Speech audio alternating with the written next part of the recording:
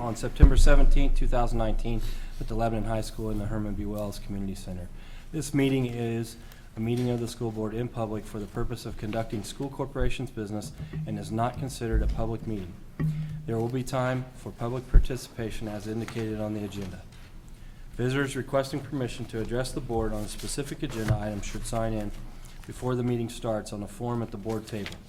The board requests the discussion time limit of 3 minutes on any specific agenda item, and we ask that visitors to make only one appearance per item. We ask those addressing the board to speak from the podium and state their name, address. Board Policy 0167.3 dictates that personnel issues will not be addressed. Concerns about individual employees of the district should be brought to the superintendent or designee. The meeting site is fully accessible. Any person requiring further accommodation should contact the superintendent at the school corporation central office. It's been customary that we, before calling the meeting to order, start us in prayer. Lead us in prayer, Mr. Sasha. Yes. God, we give you thanks that you have allowed us to work together during this meeting. We ask your blessings upon our endeavors and upon everyone present today and those not present with us. May your love and grace continue to guide us in everything that we do today and in the future. In your name we pray. Amen. Amen. The Board of Trustees respectfully requests those guests and visitors in attendance to be courteous and silence their cell phones. Thank you. Call to order. Pledge of Allegiance. We have Pride students going to lead us in the Pledge of Allegiance. Some coming forward. Yes, some behind you, sir. They're coming with you. Yeah.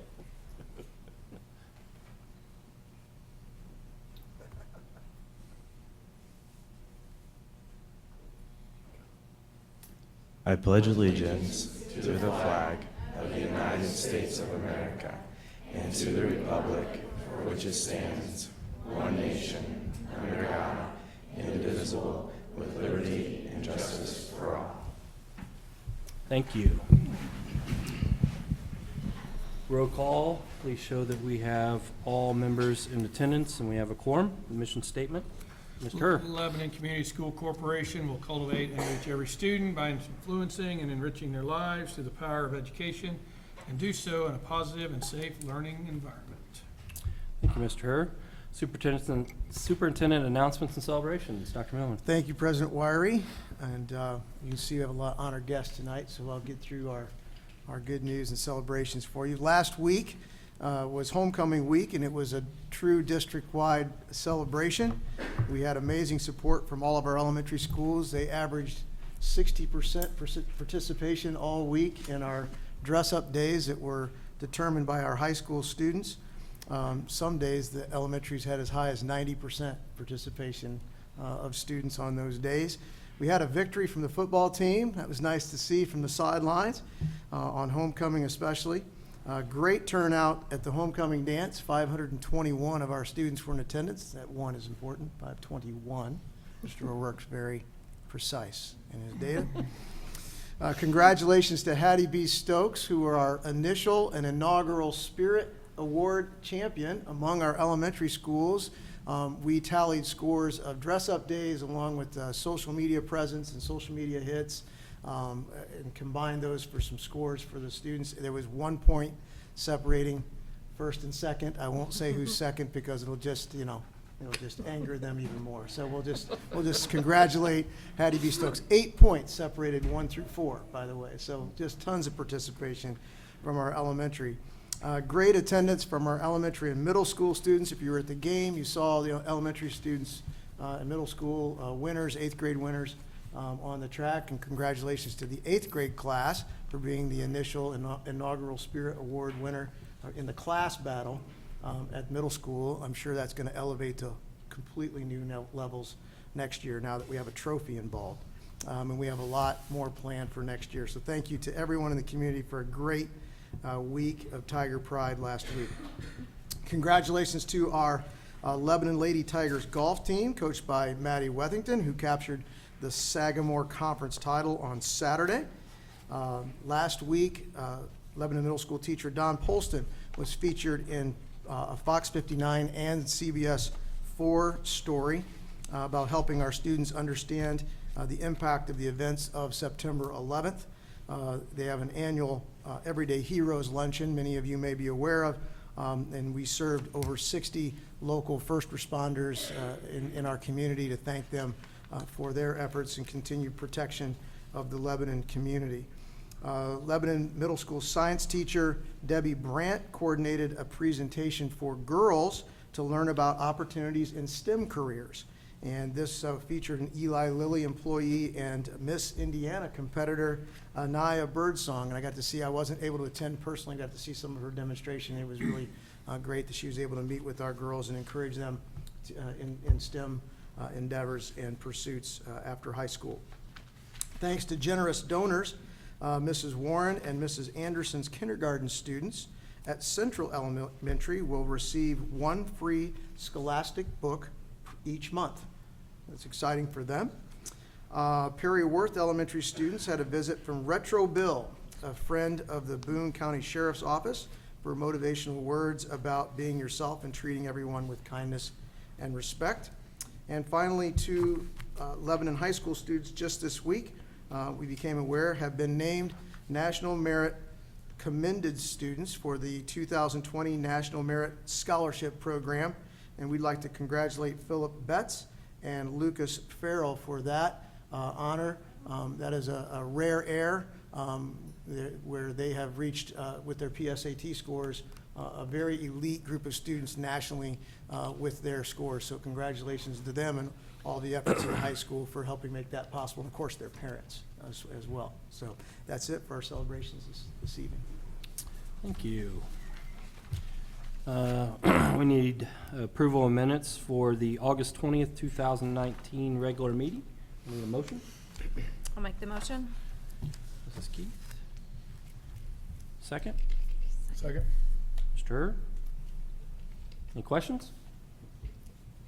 All those in favor signify by saying aye. Aye. Against, same sign. Motion carries. Audience to visitors, we have no one signed up. And Tiger Pride, Dr. Millman. Thank you, President Wiry. It is a great honor this evening to be here for the initial Pride Awards for the 2019-20 school year. The students have exhibited their persistence, respect, initiative, responsibility, and efficiency, of course, and dependability in their everyday efforts in school. And we're going to turn the podium over to Kristen Scott, and she will announce this month's winners. Hi. We're excited to recognize students from the 5th, 8th, and 12th grade that are still on track for our work ethic certification this year. So we're going to start off with the high school. Two nominees are Jasmine Merrill and Christian Hackett, if they want to go ahead and join us up here.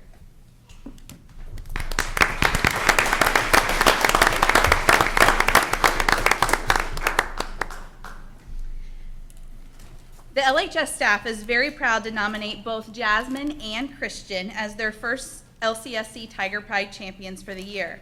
Jasmine is a rising senior in every sense. It's been a great pleasure to watch Jasmine along her journey throughout high school to where she is today. Jasmine is a very responsible young lady that embodies the characteristics of pride in her daily interactions and character. Jasmine was part of the inaugural CNA course last year and was determined and engaged throughout the process. This year, as coming back as a senior, she actually asked and requested to be at Homewood Healthcare, which takes a special person in the fact of working with the elderly with the dignity and compassion that she possesses.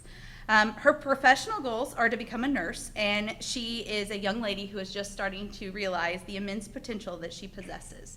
LHS is proud to recognize Jasmine.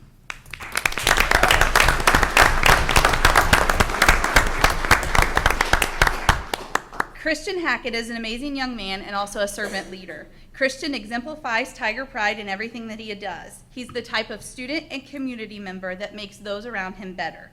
When you get to know Christian, you quickly learn that he has high character and integrity and an unwavering qualities that he lives by. He treats others with great dignity and respect. He is a man of his word, he's quick to help others, and he has a high standard for his work and always puts forth his best effort in all that he does. He's a great role model for others to live by and makes a positive difference through his daily interactions and intentions. Congratulations, Christian.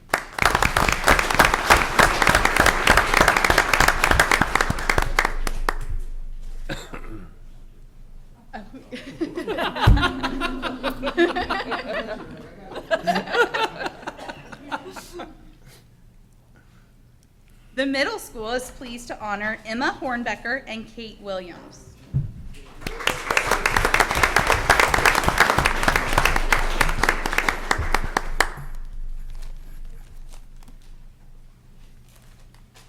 Emma is a great role model for students and staff. She is dedicated to her academics while balancing numerous activities in and outside of school.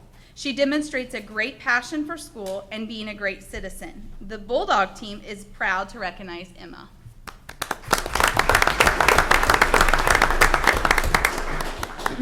Kate displays the pride characteristics on a daily basis. She strives to do her best in the classroom and will ask questions to make sure she's clear on expectations and understands all materials. She's extremely respectful and takes initiative in class. She is in class before the bell rings and working on bell work and getting herself ready for the day. Kate is a leader of the class of 2024. The SWAG team is honored to recognize Kate.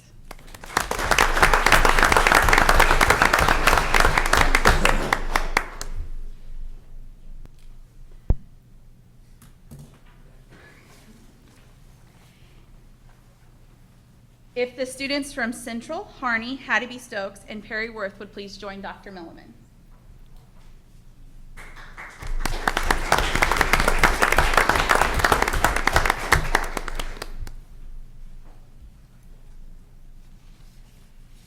Sophie Kiger is representing Central Elementary. Sophie cares about the emotional environment of her classroom. She looks for ways to include outsiders and radiates a positive energy. She strives to improve all parts of herself, body, brain, heart, and soul. She is the prime example of being proactive.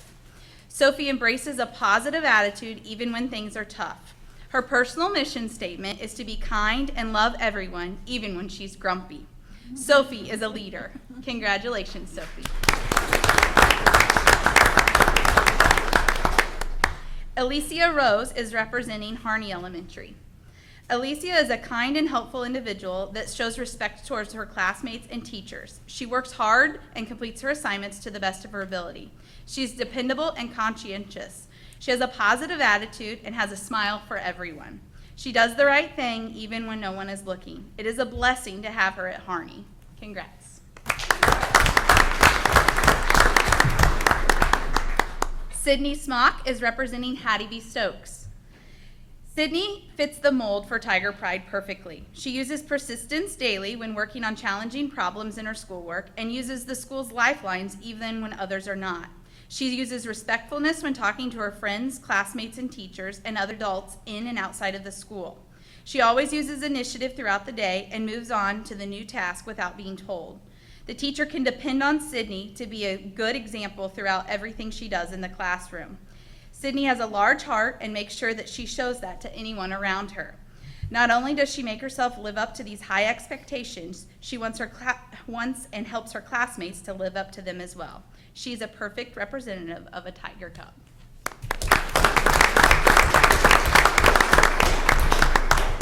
And last but not least, from Perry Worth, we have Lillian Fulkerson.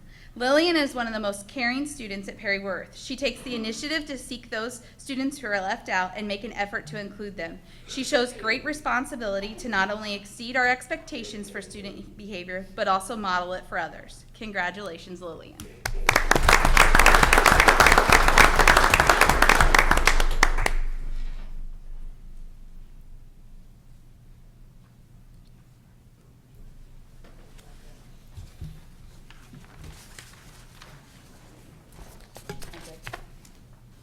Next, we are excited to also recognize our community Tiger Pride champions.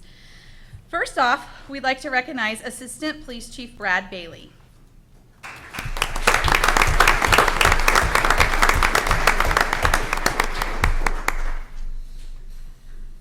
Officer Bailey has been a vital member of our school and community for many, many years. He has a genuine interest in supporting the youth in our community. He is a servant leader and a mentor for the students in our district. He has proven to be a pillar of strength when crisis support is needed, expressed concern for the mental health of our students and staff, and is a valuable educator as a guest speaker. He models positivity, care, and compassion. Assistant Chief Brad Bailey is an outstanding public servant and an even better man and youth mentor. We as a district are very thankful to have the support of Brad Bailey and the support that he's provided to our students and staff.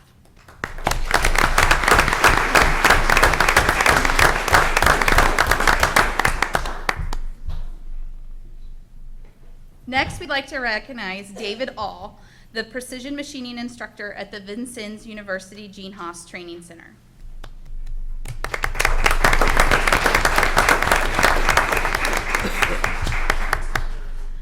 Last January, David took on the role of instructor for the course. He's been a tremendous asset to the program and brings real-world experience to the classroom for the students. As an instructor, he works diligently to ensure that the students from Lebanon High School and surrounding schools receive the skills needed to be successful in and outside of the classroom.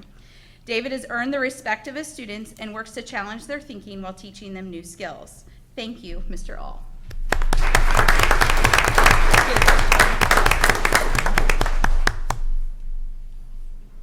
Thank you. Thank you.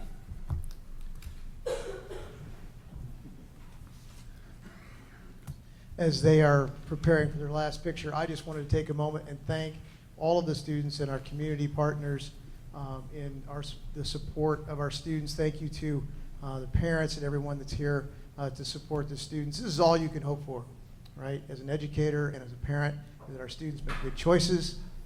They exemplify all of the qualities of pride and the habits of mind that are going to serve them not only now but in the future.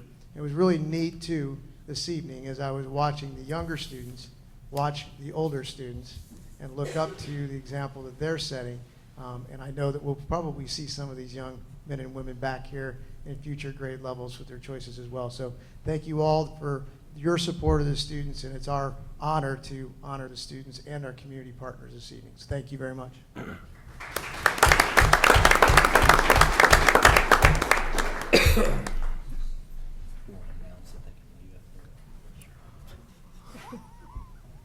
Now this is the fun business part of the meeting where we give an opportunity for folks to escape. Everybody go. And parents are going to take all those kids out for ice cream for winning this award. Mr. Dunshee, you can move to the front row. Thank you.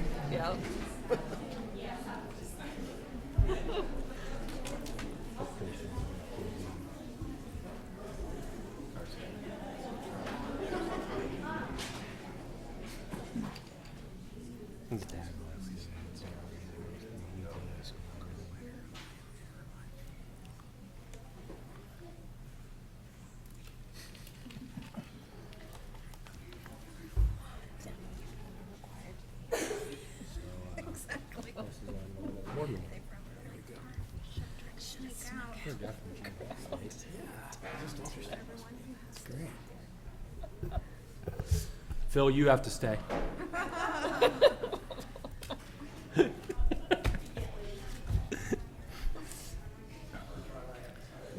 Okay, this is our normal. Somebody left their purse, unless that's Oh, someone leave next it. to her. I don't know, maybe that's her purse. Oh. Okay. Item number 5, consent agenda for routine business matters. Mr. Tate. Yes, my pleasure to report to the board and the community this evening our financial report as of August 31st. These percents expended for our education fund, 61.50%, operation fund at 60.46%. At this time, I'd ask for approval of claims number 49212 through 49496, and the payrolls for August 23rd and September 6th. The claims total $2,380,149.57. The payrolls total $1,946,812.64, for a total of $4,326,912.64. $962.21. Ask for approval of the claims and the payrolls, please. Thank you, Mr. Tate. Can I get a motion to approve claims for payment number 49212 through 49496 and payrolls for August 23rd, 2019 and September 6th, 2019, please? Mr. Bertrand? Second? Mrs. Hutchins did. Questions? All those in favor signify by saying aye. Aye. Opposed, same sign. Motion carries. Thank you.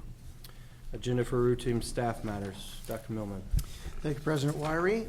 For your consideration this evening, under routine staff matters, under 6A, we are recommending 12 food service positions, 6 custodial positions, 8 substitute teaching positions, 3 instructional assistant positions at Hattie B. Stokes Elementary, 1 Methodist Children's Home instructional assistant.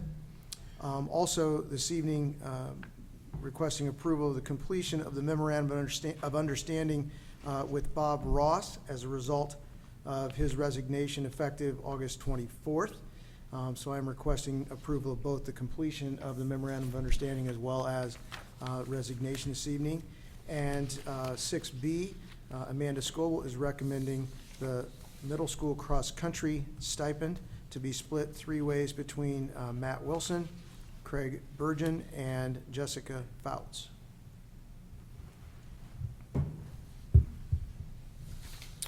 Okay. I need to get a motion to approve agenda for routine matters A and B, please. I'll make the motion. Mr. Herr, I'll second them. Mrs. Keith. Questions on how are we on, does that bring us up to levels on food service and Custodia, and how are we doing on subs? Well, I don't think we're quite full in food service. Mrs. Beltran's shaking her head at me, but I know Jennifer did say that it was a lot closer to being full than it was. Certainly, that's a great number to be adding to the staff. So we're grateful for that. Mr. Tate may be able to speak to the custodial It's vote. Continually hiring and replacing and hiring and replacing, hiring and replacing.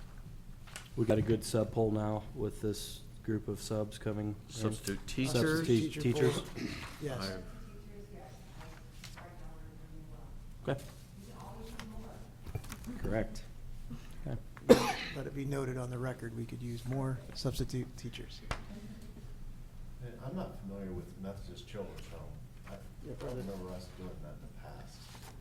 Is that something we've always done? Yeah, so some of them go through our payroll because of a title grant. Okay. Yeah, any of the private or And in Traders schools that Point. are in, right, it's same concept. Yes, exactly the same. Any further questions? No.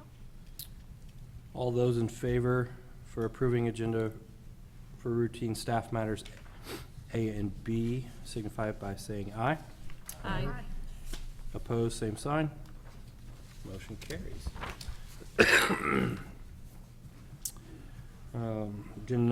Item number 7, request to terms of a proposal for McKibben Demographics. Dr. Miller. Thank you, President Wiry. Bring before the board this evening the proposal from McKibben Demographics. This is a firm that I've had the pleasure of working with in previous districts as well. So I do know the quality of the work that Dr. McKibben is able to provide. Just as a little context, Dr. McKibben at one point in his career was the demographer for the state of Indiana. So even though his offices are located in the Carolinas, he is very, very familiar with Indiana, our areas, et cetera. So again, a good fit for this purpose. This proposal would provide for the district population estimates and forecasts for the years through 2015, which was the last census, as you know, 2020, 2025, and 2030, by age, sex, and total population of the 4 elementary attendance boundaries in the Lebanon schools. Most importantly, for the district is enrollment forecasts by grade through the 2029-2030 school year by grade for the 4 elementary boundaries, and of course our middle school and high school enrollments as well. A written report which will summarize his methodology, his assumptions, and historical patterns used in the calculations of the forecast and results of the forecast. I just mentioned that the assumptions in my previous work with him, there's at least 15 different assumptions that go into play there, including interest rates and the way things will work with the economy, and many different assumptions that are put into play through that. Dr. McKibben can work through that with the board during his presentation, but just kind of give you context of what those assumptions are. And then a geocoding process by residents for the 3,400 or so students attending Lebanon Community Schools. And what that geocoding provides is live in-district or in-boundary maps for the board and us to be able to see where population clusters may be. And of course, then it dovetails into that 10-year forecast as well. So it's a pretty extensive process, and I would recommend the board's approval of that proposal this evening. I would anticipate, I don't want to put Dr. McKibben under the gun, but I would anticipate he would be able to complete that process during this first semester, and that would give us some good information to talk about here late fall, early winter would be my hope on a timeline. Okay, can I get a motion to approve the proposal from Dr. McKibben, Demographics? Mr. Bertrand, second? I'll second. Mrs. Keith? Any questions? Dr. M. Milliman, what is the purpose, what do we hope to use this study for? So this will give us at least some guidelines as to enrollment patterns and forecasts as we look at certainly Lebanon district being a bit complicated from the standpoint of the growth in the Whitestown area, as well as the in and out population in Lebanon proper, I'll say, and how that could play out in our future planning for facilities, staffing, all of the challenges that may face us over the next several years. Once again, it will be based on several assumptions that we can talk through, but it will give us some context as we talk to our constituents about the future potential building projects and enrollment that may face our district here in the future. Thanks. When he's finished with this, will he present it to us, or will he be here to, we ask him questions, or will he just Yes. email it, or? This proposal would include a one in-person presentation by Dr. McKibben. We can add addendums to this agreement down the road.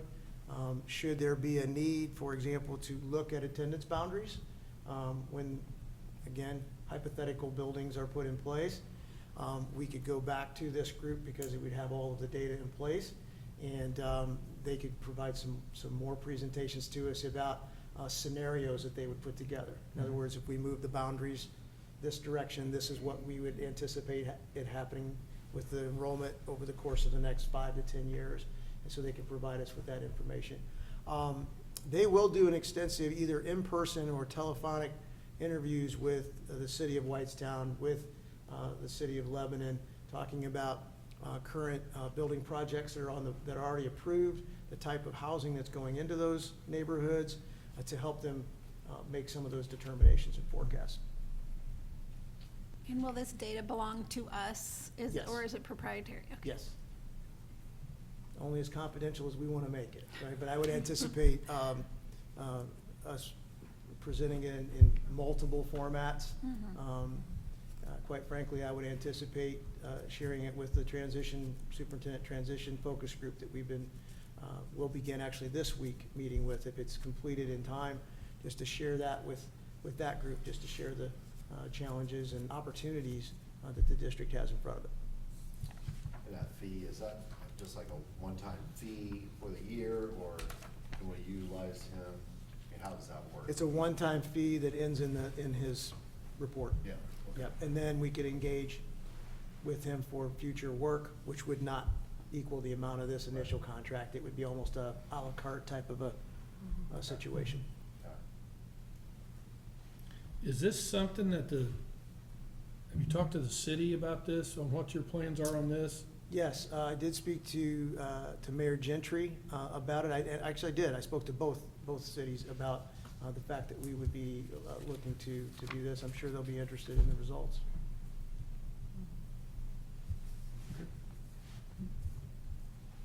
Cool. Good questions. So, any more questions? All those in favor signify by saying aye. Aye. Opposed, same sign. Motion carries. Thank you. Agenda item number 8, school improvement plan goals.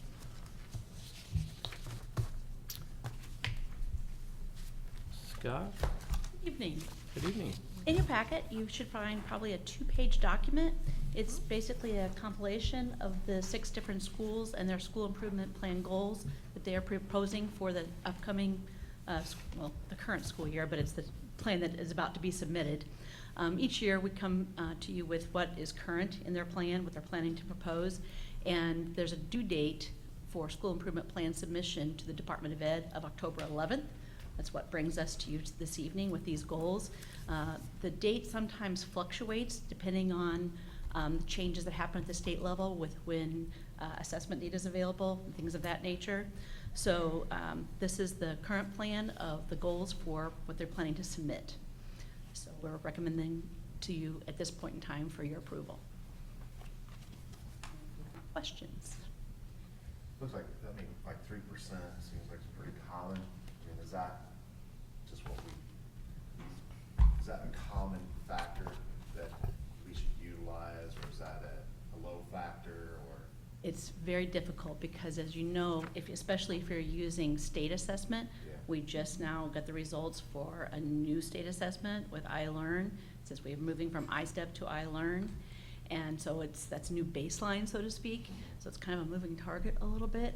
So it's kind of hard to predict. You should know that each of the schools have a school improvement team. And their school improvement team has some autonomy with which they go about developing their goals. There are various components in their plan that are required by the state, goals being one of them. It's kind of like the bottom line, so to speak. So, 3% is, I think we'd be pretty happy with if we had 3% across the board. It's tough to do. Right. It's really tough to do. So it's kind of hard. I don't mean to be vague in answering your No, question. Yeah, It's a I great just question. didn't know if that's not too high of a rate, a percentage to go, or that's when we're standard or what? I can't give you a straight answer for that because there are so many variables that go into it. But as long as that trajectory keeps on the upswing, that's a positive. Because, we're talking about proficiency levels, but we're also talking about growth. Both those factors have to come into play. And it's difficult to predict sometimes. It'd be nice to have a 3-year rolling average and then add a comfortable goal from that. But I believe the state test has changed 6 times since 2015 in various ways, forms, standards, actual assessment. So to establish a 3-year rolling average, to be able to do what statisticians and school, improvement, even in the business world, data would advise you to do, a little bit difficult in our arena. Right. So I would categorize 3% as comfortably aggressive Okay. for our schools. That's a pretty big number. If we all hit a 3% increase next year, I think they'd be expecting the superintendent to have some sort of celebration ready for them, so. Absolutely. That's how I characterize it. And that's what I wanted. That helps. There you That's go. good, yeah, that's a good, very, very good question. And Diane, the schools are still required, though, to put the full-blown, Oh, yes. Yes. so this is just highlights This is goals. the bottom line. I figured that that's Okay. the part that we Absolutely. presented the last few years to you. Yeah. Usually it's about this time of year. Again, that date varies a little bit. Yeah. And I'm sure it'll continue to change, to be honest with Oh, you. Probably. A lot of times legislation dictates that. In fact, currently it has in there, I believe, that we're supposed to come before you in March, but we don't have the data now until we just recently received the data. So they understand that we have to work with the information that we have available at the time. When the school improvement plans are completed and submitted to the state, then we will post those. Those are posted on each of the Okay. schools' websites in full. Public. Not Yeah, just the not brief just the version. highlights. Yeah. Does anybody from the state at the end of the year check how you've done? Well, that's a really great question. We have to submit, it's part of our legal assurances that we have to submit this. It's one of those absolute requirements. As far as how you've done, you know how the accountability system works. Sometimes there are schools that have struggles and they get into different tiers of accountability. And then they have some, I don't know what you call them, sanctions, but there are some requirements they have to fulfill above and beyond that. And we've had that experience before. And we've gotten out of that hole by a lot of hard work, blood, sweat, and tears on the part of the staff and students and support from their families. So that kind of follow-up does happen, especially if there are some real struggles that schools are dealing with, particularly if you're a Title I school, because funding is associated with how you're performing. But as far as in general, checking on, it's the accountability system that really is the checkpoint. And your school improvement plan is intended to be designed to help meet the goals that keep you on the positive end of the accountability piece. Does that help? Yeah. Anybody else have questions? I should compliment the fact that many teachers are a part of this too. This isn't just the principals coming up with some goals randomly. It's a year-long bit of work. As soon as this is submitted, they will, in fact, they've already probably started beginning their work on this next round, because it's a pretty comprehensive task, to be quite honest with you. Thank you. Thank you. So I need a motion to approve the school improvement plan goals. Make a motion. Ms. Hutchinson. Second? I'll second. Questions? All those in favor signify by saying aye. Aye. Opposed, same sign. Motion carries. Agenda number 9, approval of district calendars for the 2020, 2021, and the 2021-2022 I school bring year. you, Well done. It's hard to get out. That is hard to get out. Mr. Martin? Nice job. I bring you 2 calendars today. One for the next coming school year not currently adopted, and the following year, 2021 and 2022. Very nice. So, both of these calendars are a mirror of each other with a start date of Thursday, August 6th and Thursday, August 5th on those 2 years. The other dates of significance, there's a full spring break, a full fall break on both. We're out with a extra day out before graduation in each year, and we graduate before Memorial Day. Yes, Memorial Day. And the other extra day is the day before spring break in both calendars. Any other questions about the calendars as they've been presented? And the semesters are balanced. 88 and 89, I forget, it was 2 days difference in one. That's pretty close. 88, Yeah. 90. Thanks, Mr. Martin. As we all know, these are always an item that takes a while to get worked out.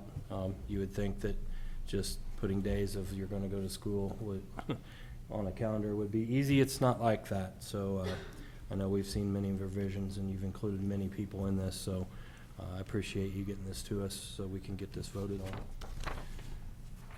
on. With that being said, I need a motion to approve the district calendars for 2020, 21, and 2021, 2022 school years. Second? A second. All those are any questions? Any further questions? All those in favor signify by saying aye. Aye.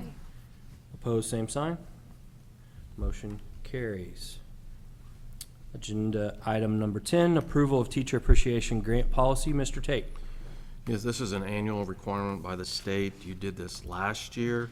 One of the requirements on the teacher appreciation grant is that the teachers that are highly effective must receive a minimum of 25% more than the teachers that are effective. So in this policy, you'll see the qualifications are that they have to have a rating of effective or highly effective, they have to be involved in the education of the students, and they have to be employed as of December 1st of the current year. As the funds reach the school corporation from the state, usually in December, we have a 20-day period to turn that around and pay those stipends out according to this policy. So I'm asking for your renewed approval of this policy. So we need our renewed approval of the teacher appreciation grant policy. Have a motion, please? I'll make the motion. Keith, I'll second. Any questions? So this, it does stand that we have to approve this on a yearly basis? Annually based, yes, it does. Yeah. Interesting. Okay. You just hold that hoop up for us to jump through every. Yeah. every- Yeah. And we will. And we will. Okay, any questions? All those in favor of approving the teacher appreciation grant policy signify by saying aye. Aye. Opposed, same sign. Motion carries. Thank you. Agenda item number 11, approval to renew the MEGA, which stands for Metropolitan Energy Gas Association contract. Is it a contract? Yes. Contract. Mr. Day. So Lebanon has belonged to this cooperative purchasing agreement, I believe, for about 10 years. The attorney for this agreement felt it was appropriate that everybody renew their commitment, and there was a couple changes in Indiana code, basically changing the numbering, not legality or so forth, but this, by belonging to this consortium, it allows us to hedge into the future and lock in natural gas prices. Also, if you see the pool of schools, it's a very large consortium, so it gives us a good leverage on bids for our natural gas. So I'm recommending that we continue belonging as a member of the MEGA consortium, that I act as co-president. You're impressed? Impressive lawyer. We couldn't do it by himself, he has to be co. Okay, can I get a motion for the approval to renew the Mega Gas Association contract? Motion. And a second? A second. Any questions? Do we know how the crisis in the Middle East might impact any of these prices? Are we trying to lock one down now before things go up? We're actually hedged out about 75% for the next 3 years currently.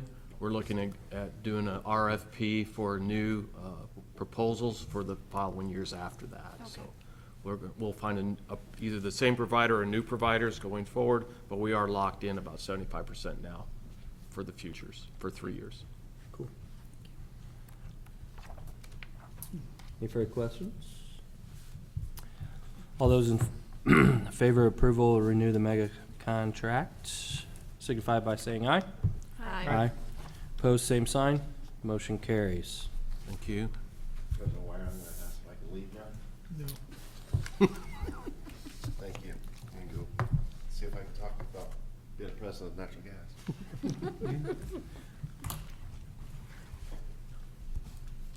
Okay. At this time, item number 12, we need to open a public hearing on our budget approval. Mr. Tate.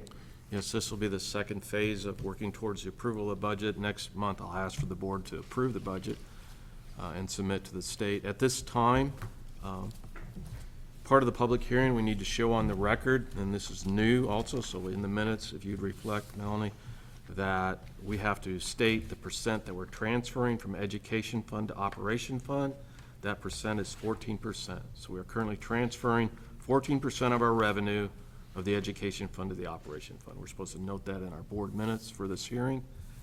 Also at this time, in brevity, I've asked Mr. Martin to put on the screen the local funds for Lebanon. You can see down the middle, we have an education fund, a debt service fund, pension severance, which that's in yellow because that will not exist next year.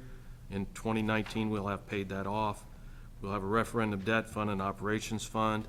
You can see the revenue from the education fund is all from the state grant with the extreme weight on enrollment. And the funding for the other funds, debt service, referendum, operation, is from the property tax levies with support from licensed excise, CVET, and FIT. So those are the funds with their revenue sources. Also at this time, if you put the expenditures up, just so the public can be informed in brevity, expenditures from the education fund had to be directly related to what's going on in the school buildings. Wages and benefits of the staff in the school buildings, which would be teachers, instructional assistants, counselors, secretaries, librarians, nurses. Also provides for supplies in the classrooms, the libraries, and the offices, and professional development for the staff. Expenditures from the operation fund covers all transportation expenditures, building and instructional equipment, building repairs and maintenance, wages and benefits for central office, transportation, custodial and maintenance, supplies for custodial and maintenance, utilities, communications, which would be phone and internet, supplies for the admin center, legal expenditures, and technology expenditures of hardware, software, and staffing. So in brevity, that gives you an idea of where the funds come from and how they are guided towards expenditures. So at this time, I would open the floor for comments from the community or the board on the public hearing of the 3-year capital projects plan, the 5-year bus replacement plan, and the 2020 school budgets for the education fund, debt service fund, operations fund, rainy day fund, and referendum debt capital fund. Any questions, comments, or concerns from the public or the board?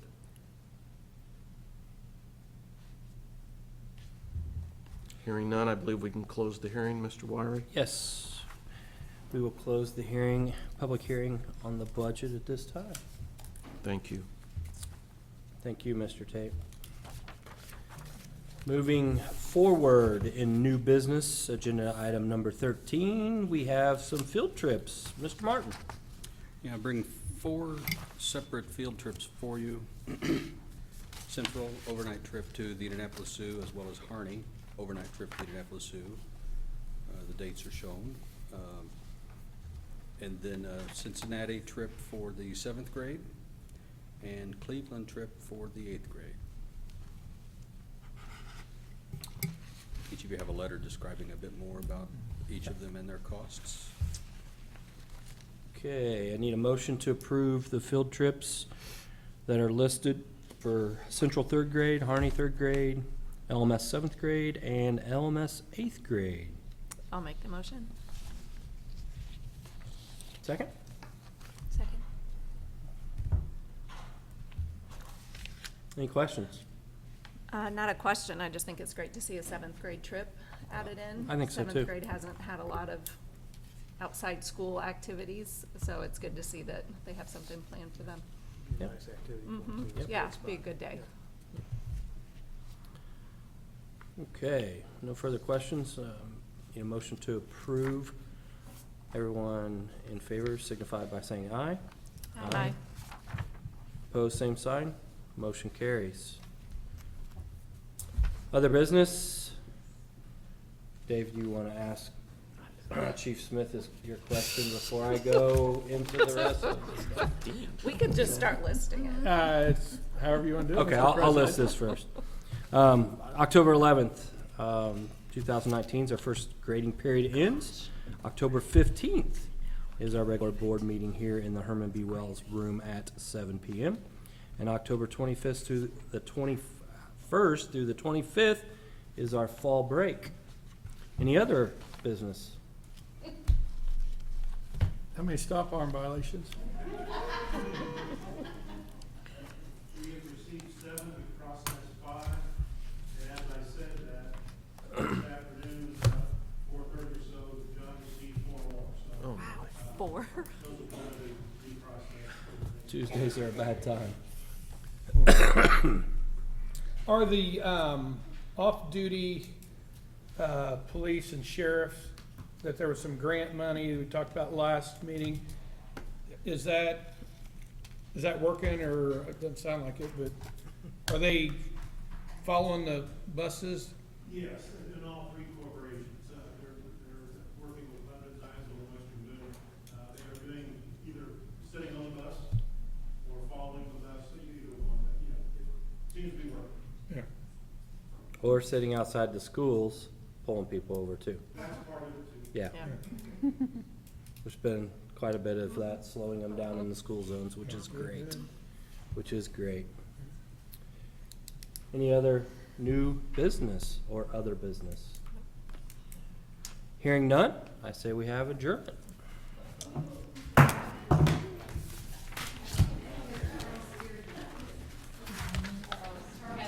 45-1, but, hey.